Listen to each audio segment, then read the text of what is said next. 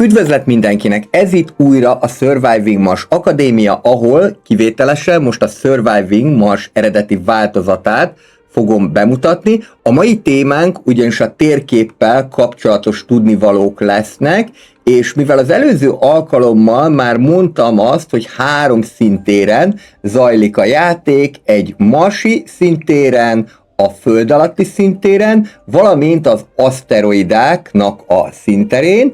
Ezért most szeretném megmutatni, hogy hogyan néznek ki ezek az aszteroidák, és a Surviving Mars Relaunch-ban még nem jutottam el odáig, hogy az aszteroidákra le tudjak szállni, egészen egyszerűen azért, mert nem jelentek meg ezek az aszteroidák, tehát valószínűleg a játéknak a felújított verzióját úgy állították be, hogy az aszteroidák kevesebb szerephez jussanak, de lehet, hogy ez csak az elején van így a játéknak. Kezdjük az első szintérrel, a Marsnak a szinterével. Az első dolog az, hogy a térképen alapvetően bárhol építkezhetünk, tehát nincsenek olyan korlátok, hogy hol építkezhetünk és hol nem. Ez azonban csak egy elméleti lehetőség. A gyakorlatban minden egyes épületnek szüksége van áramforrásra, tehát ez már rögtön meghatározza azt, hogy az áramforrástól nem olyan nagyon messze tudjuk csak kijelölni az épületeket, egészen egyszerűen azért, mert oda vezetéket is kell építenünk, és ha csak nem rendelkezünk olyan breakthrough-val, amely ingyenesen építi meg a vezetékeket, akkor, hogyha nagyon messzire építkezünk az áramforrástól, akkor az nagy költséggel fog járni, illetve még hogyha ingyenesen építjük meg a vezetékeket is, például hogyha mondjuk ide próbálnék vezetéket építeni, akkor ezt azért nem tudom megtenni, mert túlságosan messze van a Drone Commandertől, vagyis csak ezen a pici szakaszon tudják megépíteni a vezetéket, és onnantól kezdve nekem ide kéne vezényelnem egy Commandert, hogy ezt a vezetéket meg tudjam építeni. Tehát messze nem úgy néz ki az egész játék, hogy bárhová lehet építkezni, vannak bizonyos megszorítások, illetve hogyha a domokat nézem, akkor ezeknek pedig az áram mellett vízre, illetve oxigénre is szükségük van. Ami szintén azt jelenti, hogy nem mindenhová lehet építkezni, hanem inkább az a jellemző, hogy egy ilyen összefüggő város kolónia fog kialakulni a midgame, endgame környékére. Nézzük akkor a térképet, hogy hogyan fog kinézni. Nekünk kell fokozatosan földeríteni a térképnek a különböző részeit. Ez, amikor elkezdődik a játék, akkor úgy fog kinézni, hogy gyakorlatilag csak azt a részét ismerjük a térképnek, ahol leszállt a rakétánk, illetve azon kívül egy pici részt. Nekünk kell a különböző szkennerekkel földeríteni ezeket fokozatosan, illetve hogyha akarjuk, és van rá anyagi lehetőségünk, akkor tudjuk segíteni ilyen orbital probokkal a terepnek a felderítését. Ez, amint kiadjuk a parancsot, azonnal föl tudja deríteni az adott területet. És miért is fontos, hogy földerítsük az adott területet? Azért, hogy nyersanyagokat találhassunk. Mindjárt megnézzük azt is, hogy milyen nyersanyagok találhatók a Marsnak a felszínén, de előbb szeretnék arról beszélni, hogy kétszeres szkennelés zajlik a Mars felületén, tehát van egy sima szkennelés, itt még nem végeztem el a sima szkennelést, tehát úgy jelenik meg ez a terület, hogy felderítetlen, illetve, hogyha már egyszer mindent felderítettünk, akkor utána van az úgynevezett deep scanning, ahol még egyszer felderíti az adott területet. Itt például lehet látni, hogy nagyobb része a Marsnak már deep scanned, vagyis minden lehetséges nyersanyagot földerítettünk.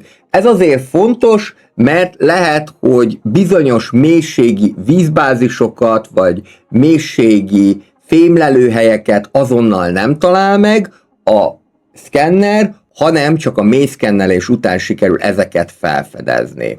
Nézzük akkor, milyen nyersanyagok találhatók a Marsnak a felszínén. A nyersanyagokról majd még több szó fog esni, de alapvetően itt lehet mindig látni, hogy hol, melyik területen milyen nyersanyag található.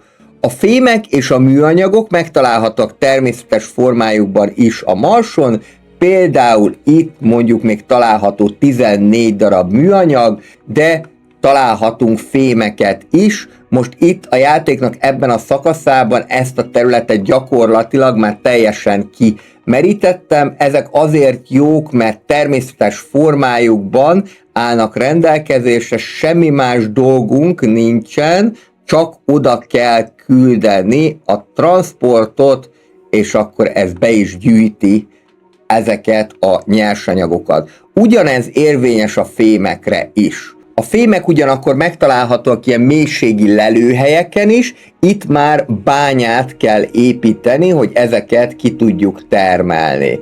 Mindjárt mutatok is egy ilyen fémbányát. Ez azért jó, mert hogy sokkal több fémet lehet kitermelni, viszont ehhez emberek kellenek. Nem így van a betonnál, amelyet nem találunk meg természetes formájában a Marson, viszont a betonhoz csak annyit kell csinálni, hogy le kell rakni magát az épületet, és ehhez egyáltalán nem kellenek emberek, ez magától fogja termelni a beton. Bővebben a nyersanyagokról majd a későbbiekben még beszélni fogunk. Amit még találhatunk a Marson, természetesen víz, ezekhez is vízpumpák kellenek, hogy ezt ki tudjuk nyerni, viszont nem szükséges ehhez sem ember, csak annyi, hogy árammal el legyen látva, illetve a csővezetékeken keresztül el tudjon jutni a tározókba. Illetve vannak az úgynevezett ritka földfémek is, ezeket is meg lehet találni a Marsnak a felszínén, ezekhez is hasonlóan a fémekhez emberi munkaerő segítségével tudjuk a ritka fémeket kitermelni. Ezek találhatóak, tehát a Mars felszínén, amelyek nyersanyagok. Ezeken kívül vannak még ilyen kutatási pontok, amennyiben ide sikerül telepíteni a dómot, akkor az turbózni fogja a kutatásokat, tehát azáltal hatékonyabban tudunk kutatni, illetve fejleszteni. Valamint vannak még ilyen jelzések, amelyek úgynevezett viszták. Ez, hogyha ide sikerül építeni a dómot, akkor már alapból egy fokozottabb komforttal fognak indulni azok, akik ezekben a dómokban laknak. Illetve vannak az úgynevezett anomáliák, ide hívok egy ilyen podot, hogy fölgyorsítsam ezt a folyamatot, és akkor mindjárt meg tudom mutatni az anomáliákat is. Tehát, hogyha vannak nekünk ilyen orbital próbjaink, akkor azonnal föl lehet tárni a különböző területeket, ilyen kis szemmel fogják jelölni az anomáliákat. Ezek azok, amelyeket az RC Explorer tud felderíteni, és ezekből különböző előnyök származhatnak, vagy kutatási pont, vagy valamilyen breakthrough, vagyis korszakalkotó fejlesztésnek a lehetősége. A Surviving Mars Relaunched-ban pedig vannak olyan pontok is, ahol egyéb küldetéseket vagy nyersanyagot találhatunk, ezeket pedig ott nem szemmel, hanem kulccsal jelölik. Most az anomália lehetőséget adott arra, hogy vagy újabb kutatási pontokat kapjunk, vagy a mérnöki technológiáknak a kutatási pont szükségletét csökkentsük 10%-kal.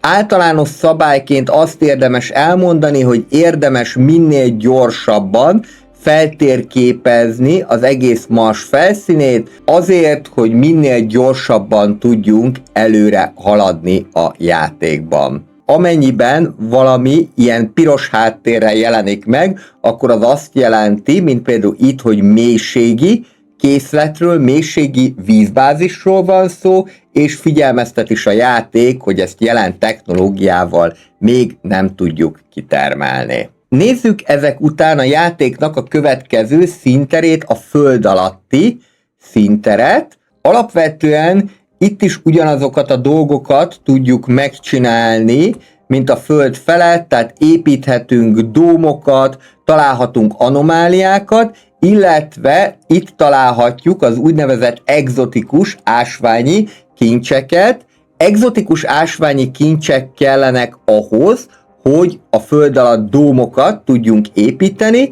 Fontos dolog, hogy ide úgy tudunk lejönni, hogy úgynevezett felvonót építünk, tehát itt van ez az elevator, és ez a hatalmas nagy szerkezet, ami továbbítja a drónokat, a rovereket, illetve a nyersanyagokat is a Mars feletti és a Mars alatti világba. Fontos dolog az is, hogy ilyen elevatoröket, vagyis felvonókat csak meghatározott helyen lehet építeni. Elképzelhető, hogy van olyan technológia, amit hogyha felfedezünk, akkor lehet máshol is majd ilyet építeni, de alapvetően ez egy meghatározott hely, csak ide lehet felvonót építeni, illetve csak azokra a pontokra, ahol a játék ezt kijelzi. Ezeket árammal is be kell kötni, illetve nem árt, hogyha közelben vannak drónok, ennek következtében Airsick Commander is, illetve valamilyen raktárat is érdemes ide letenni, hogy minél gyorsabb legyen az áramlás a Mars fölött, illetve a Mars alatt. A Mars alatti világról annyit érdemes tudni, hogy ide érdemes különböző ilyen tripodokat építeni, ezek lesznek azok, amelyek a világítást teremtik meg, ezek áramforrás nélkül fognak működni, tehát csak egyszer kell őket megépíteni, és az is a jó bennük, hogy semmifajta fenntartási költségük nincsen, egy műanyagba kerül összesen, és hogyha ez az egy műanyag megvan, akkor ezt meg is tudják építeni. Ugyanúgy lehet felderíteni a Mars alatti világban is, mint a Mars feletti világban, lehet nagyon jó anomáliákat találni, de vigyázni kell arra, hogy úgynevezett Mars rengések lehetnek, illetve akár be is omolhat a Marsnak a felszíne, és itt lehet majd különböző föld alatti dómokat is építeni. A föld alatti építkezésről majd egy külön tartalmat fogok készíteni, mert az egy külön tudomány, hogy hogyan kell a föld alatt építkezni. Végül nézzük a plusz 1-es szintért, amely pedig az aszteroidát fogja jelenteni. Az aszteroida felszínére speciális rakétával lehet leszállni, és ezek az aszteroidák körülbelül 6-8 napig maradnak a pályán. Ki kell építeni egy alapvető infrastruktúrát, és ki lehet termelni a különböző nyersanyagokat, amit tudunk. Vannak itt fémek, van műanyag, van víz, illetve vannak egzotikus ásványi nyersanyagok is, hogyha van lehetőségünk arra, hogy ezeket kitermeljük. Itt lehet látni azt, hogy most már csak 5 óra van odáig, míg az aszteroida ki nem lép a Marsnak a légköréből, éppen ezért ideje csomagolni, illetve ideje hazamenni, mert hogyha ezt nem tudjuk időben megtenni, akkor elvesznek a drónjaink, illetve elveszik a roverünk is. Illetve, amit még esetleg meg lehet tenni, hogyha nagyon sok időnk van, hogy még ezeket itt lebontjuk, és akkor ebben az esetben vissza fogjuk tudni nyerni ezeket a nyersanyagokat is, ezeket is el fogja bírni az aszteroida rakéta. Ilyenkor ez mindig úgy szokott működni, hogy amit tudunk megmentünk, amit meg nem, hagyjuk itt, és még éppen időben sikerült kiszabadulnunk az aszteroidáról, amely ezután el is tűnik a Marsnak a légköréből. Így működnek, tehát az aszteroidák, érdemes lehet ezeket is kipróbálni a játékban, mert sok pótlólagos nyersanyaghoz lehet hozzájutni, különösen a rendkívül értékes, egzotikus ásványi kincsekhez. Ez volt a Surviving Mars Akadémiának a 4. része, ahol a térképpel kapcsolatos ismeretekről volt szó. A következő héten pedig az alapvető nyersanyagok és erőforrások menedzselése került terítékre. Várlak benneteket akkor is. Addig is legyen szép napotok, jó játékot, sziasztok!